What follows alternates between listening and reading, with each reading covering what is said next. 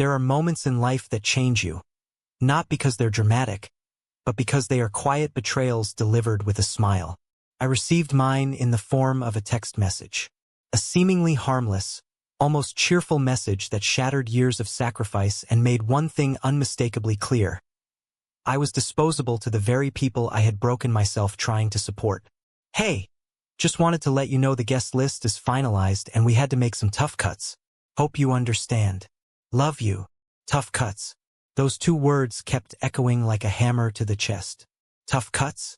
I wasn't a coworker. I wasn't a high school friend she hadn't seen in years.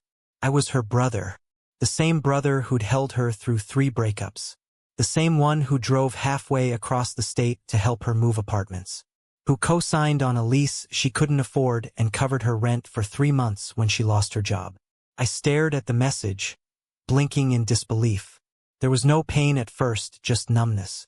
The sort of numbness that sets in when something slices deep but hasn't bled yet. I called my mother immediately. Maybe this was some sort of oversight, a mistake, a cruel joke. She answered on the second ring, chipper as ever. Hey, sweetheart, what's going on? I didn't waste time on pleasantries. I just got a message from Emily.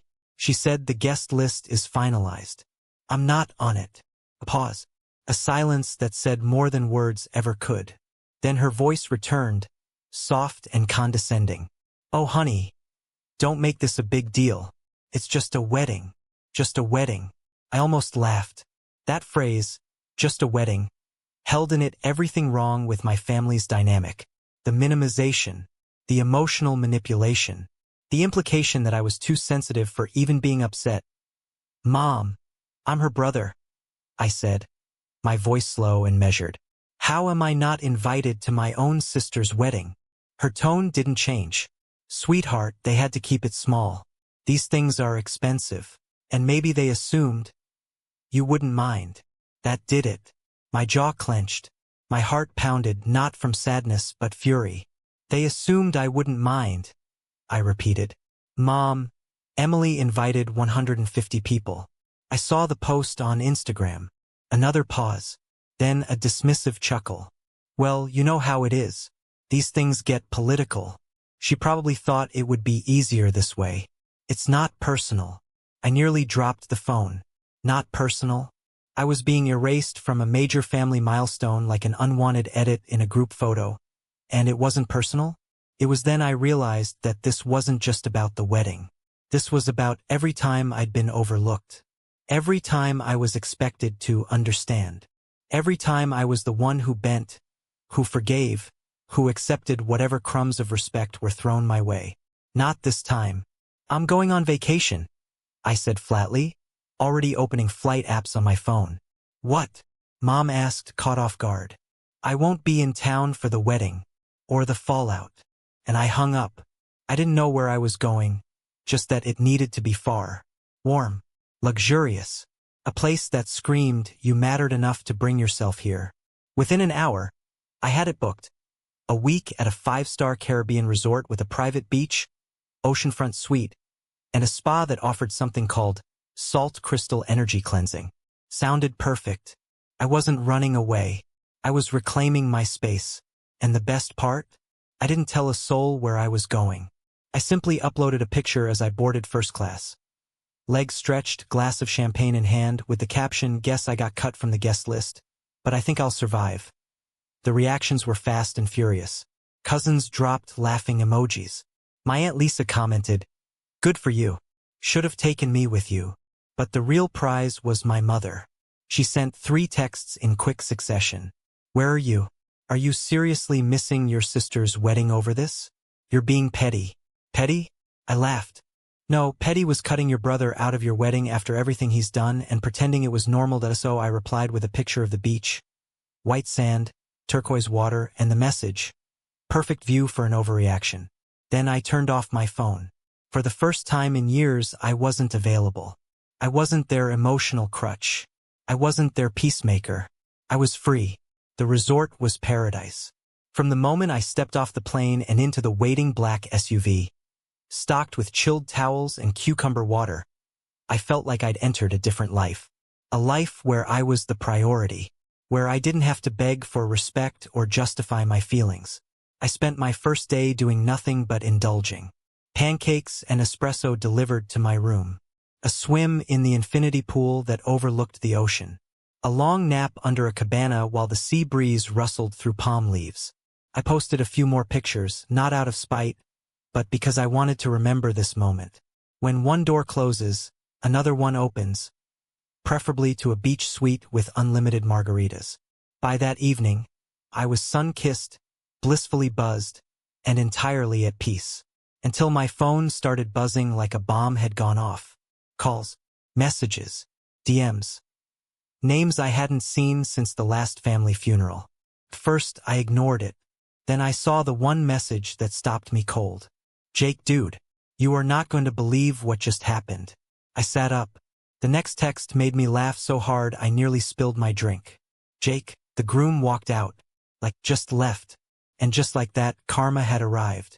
I sank deeper into my sun lounger, the scent of salt in the air and a half-finished cocktail in hand, as the messages kept pouring in. It was like watching a house I'd once been forced to live in go up in flames.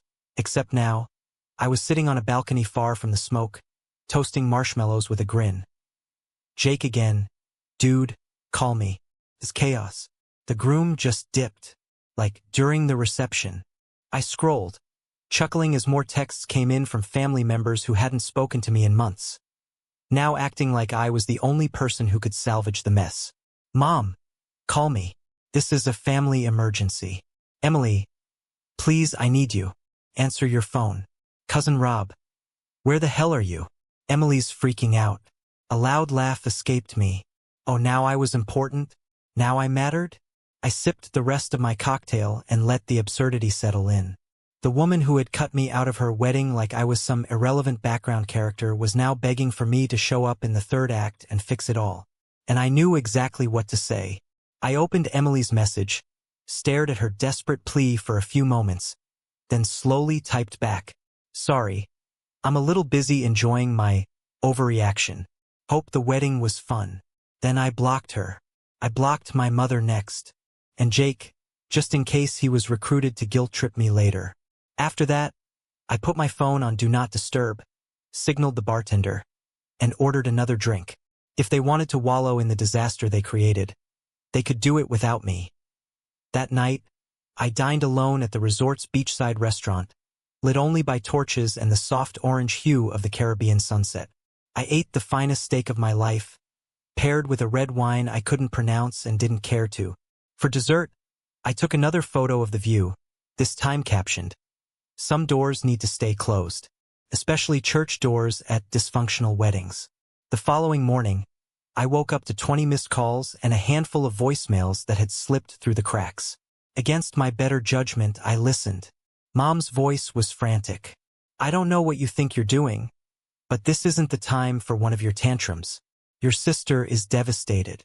This family needs to stick together." I deleted it without hesitation. Next voicemail, Emily. Her voice was cracked and shaking. "I don't understand why you're doing this. You're my brother. I need you. Please just call me back." Click. Delete. Then came Jake, whispering like he was hiding in a supply closet. "Dude, Mom and Aunt Lisa are talking about showing up at your apartment when you get back.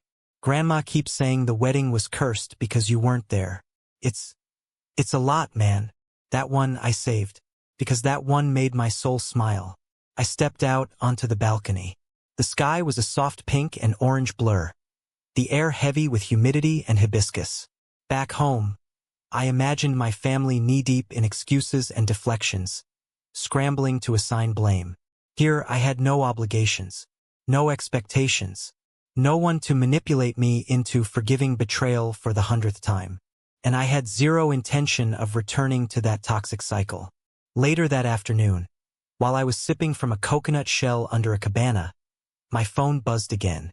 It was a text from Melissa, my only cousin with a functional brain and a gift for delivering gossip like a seasoned news anchor.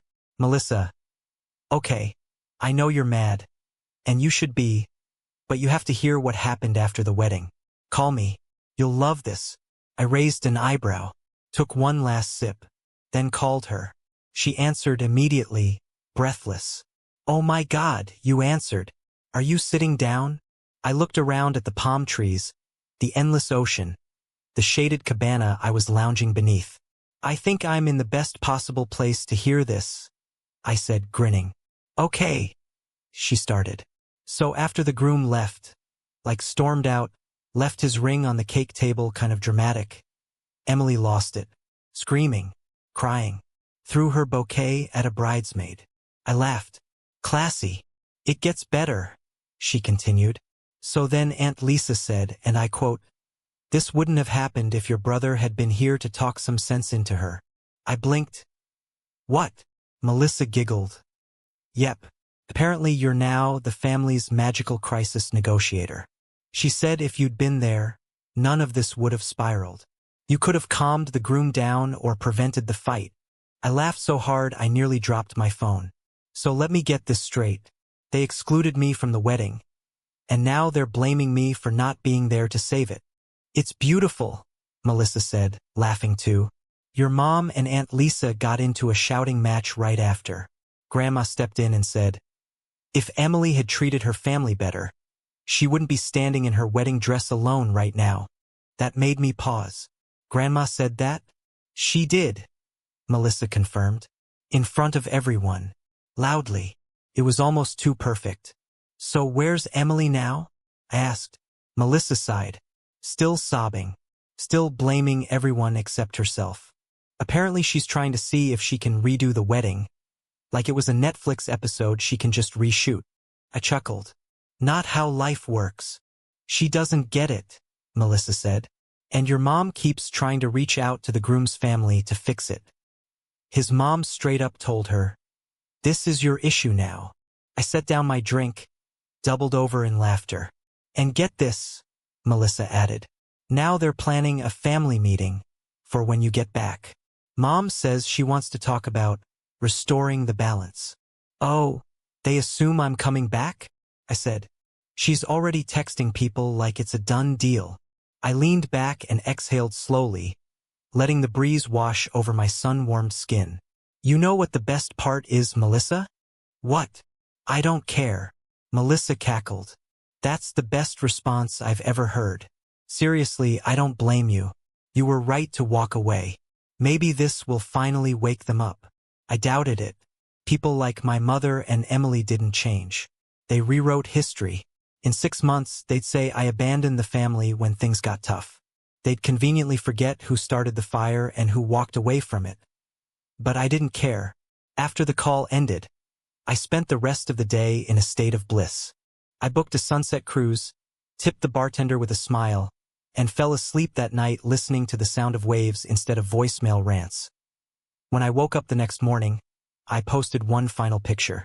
A perfect plate of breakfast on my balcony, mimosas, tropical fruit, avocado toast with edible flowers, and the caption, "Zero regrets.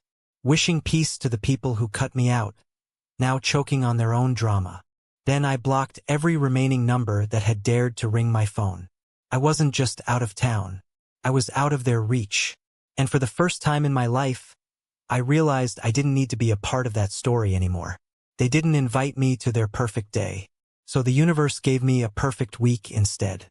And it was the best revenge I never had to plan. On the last night of my trip, I stood barefoot on the beach, toes buried in the cool sand, watching the waves crash under the starlight. The moon painted silver trails across the ocean as the tide gently kissed the shore, uncaring, where family no longer meant sacrificing myself to protect other people's dysfunction. They cut me out of the wedding like I was an extra, so I rewrote the ending. And this time I was the main character,